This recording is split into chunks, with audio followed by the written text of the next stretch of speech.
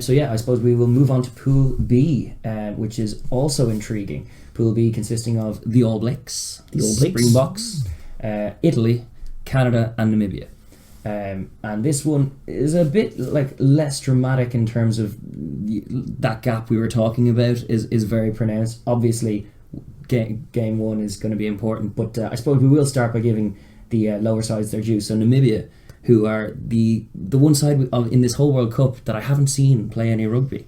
I've seen no tape on Namibia. I know that they're all Namibian. I got that news. I know that they beat Southern Kings at home in their warm-up game, which is good.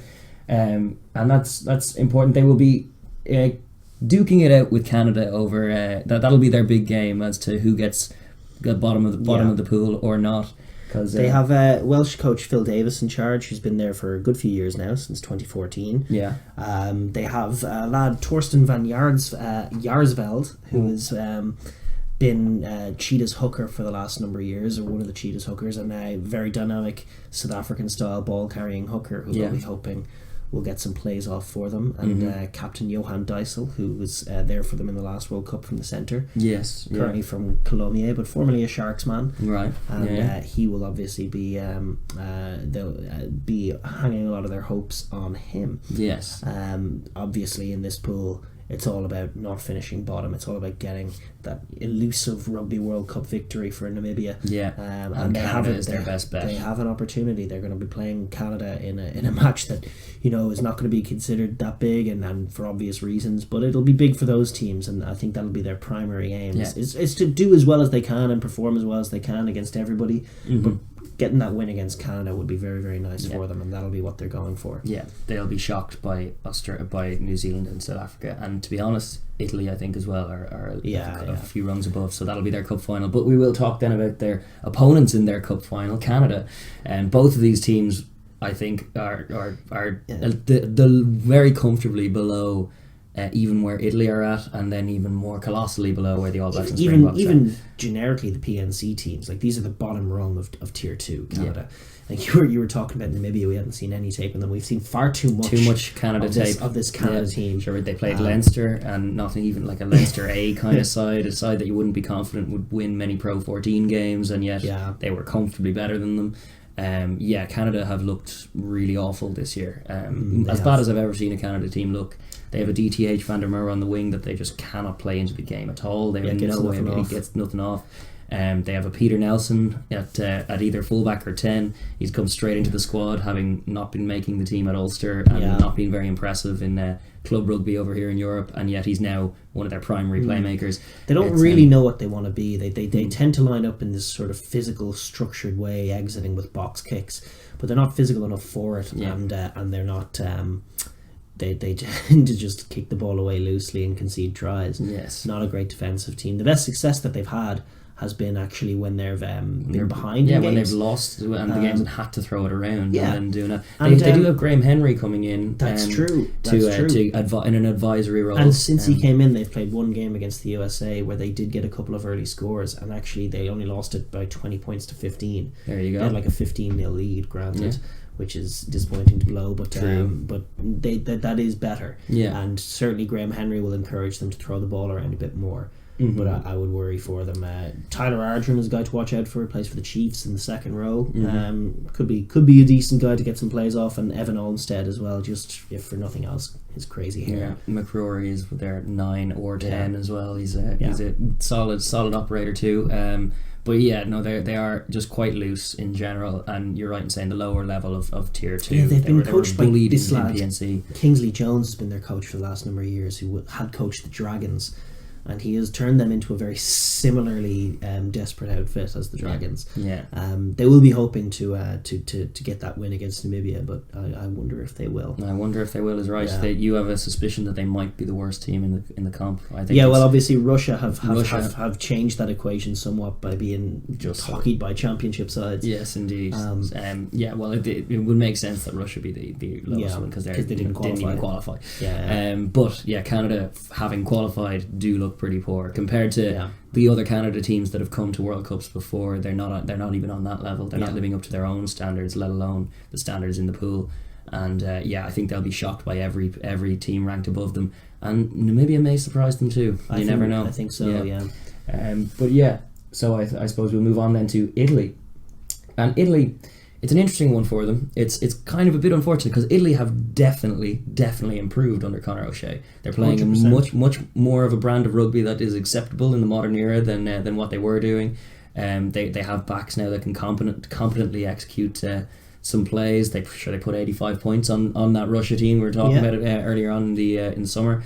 They've definitely improved everywhere. They have a back row that's littered with young talent as well as a Parise. Literally, Bram Stain in particular. They also have Pelledri and Negri in that back row. And obviously Parise will probably start, even though on form you wouldn't start him. But Bram Stain in particular is a guy who consistently, even when the Italian pack is getting bullied, never takes a step back, wins all of his contacts, and you just wonder, it's hard to tell, but how good is this guy? He's very, very good. He's one of the key players to look out for in that team. He's a brilliant defensive line-out player. He steals line-outs, I was just about to say. I've seen him play games against England, even recently when England beat them in St James's Park, and the whole rest of his team can be getting blown away. And he never takes a backward step. He never loses a contact, even against giants. So he's a guy who's very exciting. There are a lot of players who are exciting. Matteo Minozzi, Jaden Hayward, the Aussie. Jaden Hayward's having the best season of his career. I think Tommy Allen is a fine player. Carlo Canna would be very fun to see them get the 2 10s in, Tommy and Carlo. Campagnaro is very exciting. They're great. They're going to be value. They're going to put to bed, I think, those two sides beneath them. That's where I think they're sitting. They're obviously middle ranked in this pool, and it's just they are. This pool especially is the most illustrative of that gap we were talking about, because I think that they are comfortably better than the two sides below them. And yet I don't give them a hope of beating the two sides above them. A Six Nations team, so that makes them tier 1, but they're probably a tier 2 team generally. And like the tier 2 teams, there's that dynamic of they have improved, but other sides have improved even more. And now it's not enough. It's not enough that they can pass and execute tries, which they didn't used to be able to do. Because now the game has moved on where you need to be able to do so much more. And listen, they're Alistair could see his Springboks team has turned this group into a no-hoper for them because the Springboks ended up qualifying as a second-ranked team, even though they are probably the finest side in the game right now. And I think we should pivot on to the Boks. The Boks, Razzie's Boks. They're awesome. They are the form team coming into it, no doubt. Unquestionably. They have been awesome. It's been the 2-year resurrection of, as you said, the Alistair Casilla years that left them in such a dark place, so at sea, removed from there was a sense of confusion. It was like they weren't even playing Springbok rugby at that time. It was Ireland who looked more like the Springboks than them. They were not very physical, not very intimidating, passive in defence, loose on attack, terrible at receiving kickoffs. They were all over the place. And picking the wrong players, despite having a player pool that spreads across the world and feeds European rugby. And whereas Razzie now has come in and cleaned house and has had a few results go up and down for him over those 2 years. Like he's lost a few games that will annoy him, but it's all been about getting it right for this World Cup. And boy, has he! I can't cite anything he's done wrong. I mean, you could just list through where they are now. He's picked first of all the perfect squad in terms of all of the foreign players from South Africa, which is a hell of a sight because they have so many players, and to see the best 31 of them together is always going to be a sight. But he's got them gelled. He's got a feel-good energy in the country. Everybody seemingly in South Africa, obviously South Africans would know more, but it seems like the whole country is behind them. Sia Khaleesi, their captain, is an inspirational figure. He's an absolute and just in terms of areas on the pitch, they have some of the best jacklers at breakdown time. Their offensive breakdown is destructive. Their offense is kind of certainly at its best very, very quick. They have excellent distributors in Faf de Klerk at 9, one of the great 9s of the game, and Andre Pollard at 10. And Villy. So they can move the ball around. They like to move the ball at speed. They like to have a bit of variety. They have killer finishers on the wings, no matter who they pick. Cheslin Colby, Mapimpi, and then Kosi waiting in the wings is a phenomenal finisher as well. So you put them in space, they'll take tries. One of, if not the strongest scrum in the competition, up there with Ireland. Destructive scrummagers. Great line-out maul play.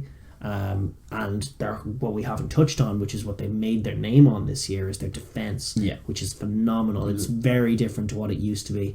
all about this really aggressive shooting blitz. The guys in the inside are so big and strong that you can't break them down on the inside, and you try to move the ball outside. And Lucanio Am stops you. The greatest 13 in the game right now, Lucanio Am, will get in your face and destroy you. He makes classy reads. There's a lot of guys out there who can make good reads. He makes the best reads, and then when he gets a hold of you, like, there's no question of him missing the tackle. He doesn't just stick it. He dominates collisions. Yes, he does. And Lucanio Am at 13 is a crucial operator for them. Yeah. As much as anybody else. In terms of where they are not maybe in terms of what might hurt them, because I've just named like all of the dynamics of rugby, and they're just seemingly great at all seemingly of them, perfect at all of them. They're great at all of them.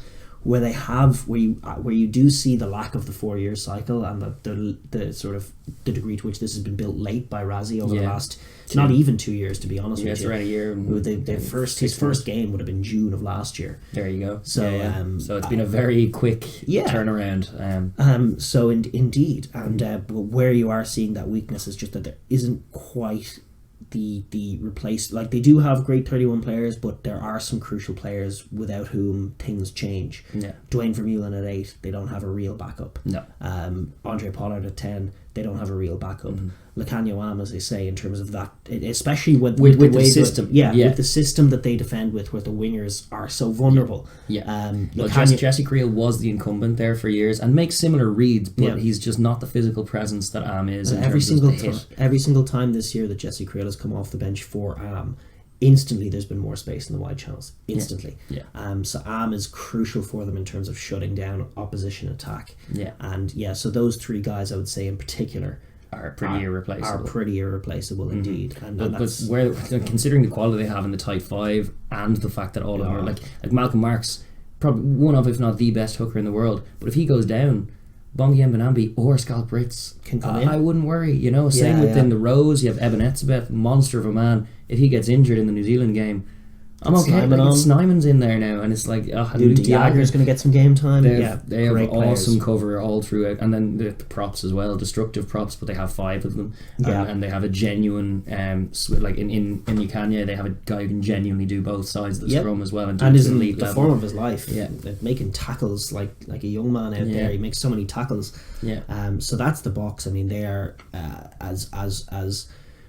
as elite as a team gets, and would be surefire to top most pools, but for their opponents. And it's their own doing. They were at sea for so long that now they ended up with the draw. Now they're in with the All Blacks, which is a rare enough sight to see the Springboks and the All Blacks in the same pool. It's not one the All Blacks would have been thrilled. No, they're not delighted with two. And do you know what? The All Blacks actually initially flagged, like, back when the draw was made, the Springboks were at sea and the All Blacks were bringing them 57-0. But there was a reaction when that draw came out from a lot of All Blacks fans going, "Oh Christ, you kidding me?" The Boks are going to be good. They'll be fine in the World Cup when the World Cup comes around, and that is not what they wanted. They would have much preferred any Northern Hemisphere side to their old Springbok rivals. True. And they have it. But the All Blacks themselves, just obviously they're coming in as world champions, so it's a slightly different narrative, because we've talked about the gap closing, which is positive for the likes of Scotland and the likes of a lot of the Northern Hemisphere teams. It's crunched up. But the All Blacks have been on the other end of that spectrum of having been the dominant side to now being probably just about the best side, or in that mix.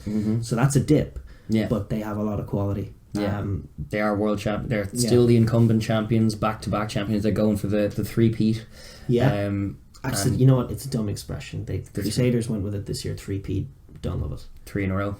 Just fine. 3 in a row. Fine. The three-peat is nonsense. Hat-trick of World Cups. Much better. Okay. Stop saying three-peat, guys. Hashtag three-peat. It's nonsense. Yes. No, they'll be game for it. They do have in Bowden Barrett, whether you play him at 10 or 15, just one of the best rugby players out there at the moment. He's undeniably awesome talent, and they do have some talent throughout the team. Like, they still have an instinct to attack space. They know, like, collectively, all 31 men in that squad kind of know where the space is and where to go with it.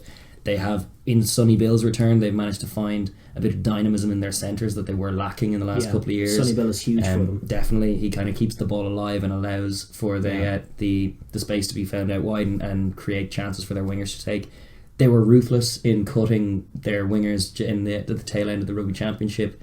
getting the form guys in there in Sevu Reece and George Bridge, 2 Crusaders wingers, Yeah. who took Both jerseys grab the jerseys more than tries. They seem to grab the jersey, and I would have them as the incumbents now to go into that Springbok game in week 1. Totally. They need to be that ruthless kind of in selection. One of the things that they have been developing since the Lions tour of last year is a much more physical edge. And we've complained about, and I think it is to their detriment to the extent that they have dipped relative to the other sides, in the sense that they haven't been the same kind of attacking weapon. Yeah. They've been more of a physical force, and that's fine. They're a great physical force. Yeah. But there are a lot of other teams, including the Springboks, who are also that. Yes. And while it was very encouraging to see them get that ruthless edge back in Bledisloe 2 and dominate Australia, having been beaten by them in a soft performance the week before, yes, to actually dominate them physically and be mean and be ruthless, and even guys like TJ Piranara just being an incredibly he's an awesome jackling form. Yeah. He's a genuine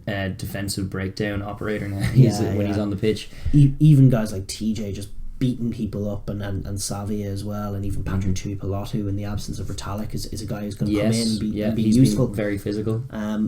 But yeah, they have that raw physicality. A lot of other sides do too. And what we need to see, encouraging, obviously, that they managed to rack up 92 points on Tonga. It's actually a while since I remember a tier 1 side even racking up that many points. Points. It doesn't happen at all as often. It's tough anymore. There are only 80 minutes in a game. Yeah. They racked up 92, and they played with 14 men 65 minutes. Volunteered to take Ryan Crotty, wasn't it, off? Yes. To just play with 14 men for a little while. Yeah. Like that's some crazy levels, because like they're still, you'd be crazy to write them off. You're not writing them off, but that's what they need is to maintain that physical edge that they have, but then also be who they are, and what separates them from the Englands and from even the South Africas and the Irelands is that ability to find tries from nothing, off turnover ball. Well, that's what was concerning us when they came in their Northern Hemisphere tour at the end of last season, where they struggled against England, played a very crazy loose kicking the ball away a lot against an England team, and then eventually escaping with the win that they kind of scarcely deserved, and then coming to Ireland to Dublin and playing a similar kind of game against a team really well suited to play against that. They're probably trying to test themselves in trying to like play a Six Nations style game, but it's been something that since the Lions tour that they've been working on, like even things like Bowden Barrett kicking that drop goal under penalty advantage, and it's like fine, but why to any of that try for a try? And it's like going back to all those years ago when Richie McCaw was kind of sheepishly revealing that they hadn't even practiced a drop goal set at the end of the game. Like that iteration of the All Blacks, drop goal was so far removed from their you know minds. What, they were better. Like there was a flaw to that, and Northern Hemisphere commentators love to rail on them for it. Yes. Oh, the stupid All Blacks can't even kick a drop goal. And you know what? They couldn't kick a drop goal. They also won everything, always and forever. That's the point that I'm making. Though. It's like, is that a bad sign? Maybe it's probably a drill they should have drilled, but it's not a bad sign in terms of the attitude of the team. No. That they just are so confident that they're better than this side, and so confident in their own skill that it's like, no, just hold the ball. We'll score a try. Yeah. So they were panicked about their lack of physicality at the Lions tour. Yeah. They've rectified that. They have some of the great physical players of the game. Brody Retallick, another guy in this era of incredible locks. Yeah. This is the era of locks. It is. Yeah. And Brody Retallick in particular is one of those. Artie Savia as well can mix it with the best. So they are going to be at physical edge. And then the crucial thing is whether they can take tries. And I would err on the side of seeing Mong at 10. Barrett at 15. And Ben Smith, you're in the squad, good luck, but maybe at 23, but probably not, to be honest with you. I'd say probably at 15 against Namibia. Exactly.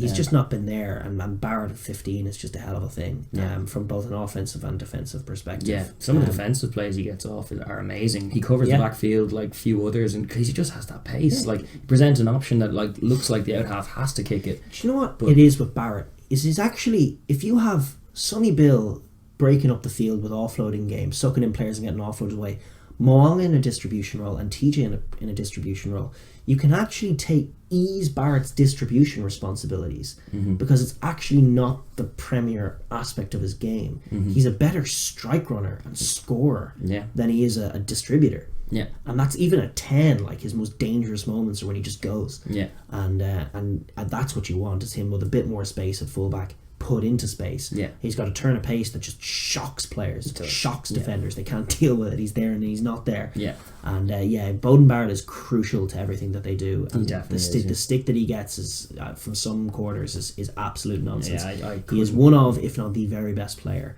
out there in the world. And the other thing that he gives at fullback is that speed, just covers, kicks in behind. He's phenomenal. Every kick out, like, and it looks like it's on from the 10's perspective or from the 12 or whatever, and like the chip through, drop it on the toe, and he is always there. He's the first man there. A quarter final against Scotland, Beauden Barrett to be at fullback, because Finn Russell would kick it all day into that space and he would cover every bit of it. Yeah, and it's a recipe for disaster when you say that, to be honest, because Finn would see that picture. He would, because that's Finn's game. Yeah. He just sees it and goes, and Barrett would cover it. Yeah. In terms of who's going to win, obviously, the pool, we know what's going to happen in all the other games. The opening day, or whatever, second day of the tournament, but the real opening day of the tournament, Springboks are playing All Blacks. They're going to know, both of them are going to know the lay of the land after that opening week. Sure, when the dust settles after that. But who is going to win that game and who's going to top this pool? Impossible to say for me.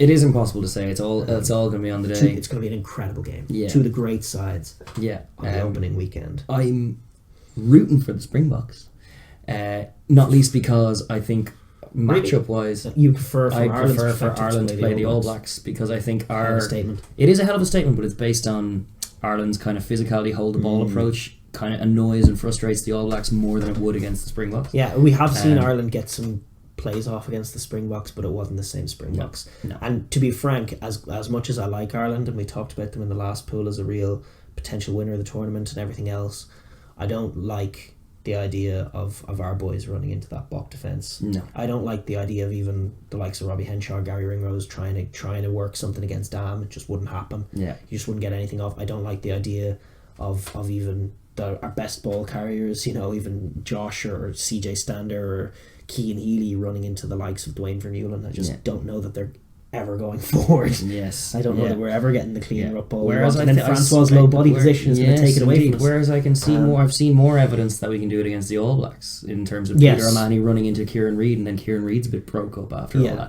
that. That's my hope. But as far as predictions are concerned, I just don't know. The Boks are the form team. Both sides could do it. Both sides could do it. Both sides could do it. I've liked the fact that the Boks have been out in Japan for a while. Yeah. I think that, my head is just telling me, and maybe this is all horseshit, and we might see, that because there's so many variables that go into winning a game of rugby. You can always pick and choose your preferred things that a team's getting right and craft a narrative around that. Yes. But the Boks have been getting so much right all year. They've been in Japan a little longer, which from a conditioning point of view is a great shout. Yeah. And getting that last World Cup warm-up game against Japan in Japan, for all kinds of reasons, was the right approach for them. Not to mention the fact they had a bone to pick with Japan. Yes, indeed. So it suited them there as well, and they were brilliant in that game. Watching them, I'm thinking they're going to get it. Watching them play the All Blacks, first of all, in Eden Park, but actually of all of the games, their B-side beating Australia was great. But of all the games, their away trip to Argentina to win the Rugby Championship. Argentina are a great side in so many ways, and we will talk about them. And they're tough in Buenos Aires. In the next pool, and they're tough in Buenos Aires. And gee whiz, the Boks just blew them aside. Just swatted. From minute 1 to minute 80, they just had none of it. Yeah. Where in years gone by, Argentina had given them problems. They just were having none of it. They were winning the Rugby Championship, and that was all there was to it. Indeed. And they battered them 46-13 out in, it wasn't actually Buenos Aires, it was Salta. And that performance convinced me that they're the side that's getting things most right. Yeah. And so for that reason, I'm going to, by the narrowest of margins, tip the Boks. But it is the toss of a coin. They are two of the great sides of the game. Yeah, they are. And it's what a fixture to have in week one as well. What a fun pool! What a fun pool for that reason alone, because the rest of it isn't at all dramatic. No, not so. But what a fun pool. I suppose we'll pivot on. We will. Thanks for watching the Overlap Rugby podcast. If you enjoyed that video, please like down below and subscribe for more videos. And please enter the comments section to join our conversation. Thanks.